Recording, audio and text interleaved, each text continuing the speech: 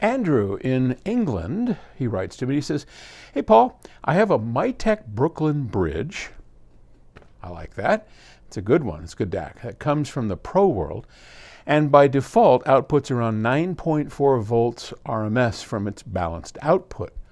Why? Why is it so high, given that the standard consumer audio output seems to be around 2 volts, single-ended, and 4 volts balanced? That's a question that I've been asking myself for quite a while. So why is Pro so high in its output level compared to consumer audio? And it is true.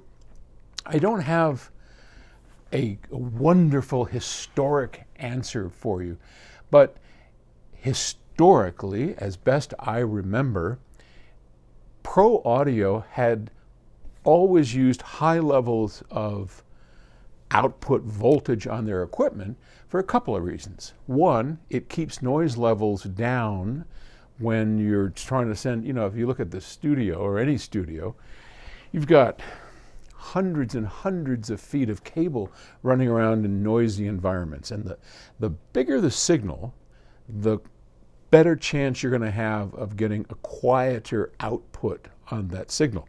And the opposite is obviously true. The lower the signal, the less chance you're going to have of getting that quiet signal. So that's one reason. Also, studios and Pro installations for many years were all transformer coupled.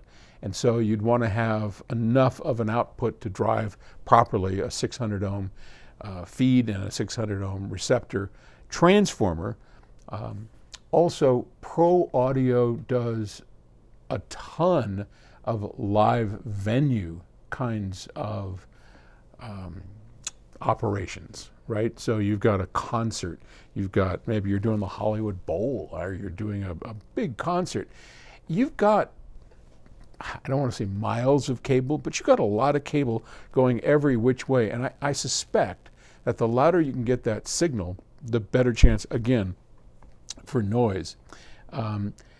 Then control boards, like this old Studer, were all set to a standard that was fairly high, and I think it's a holdover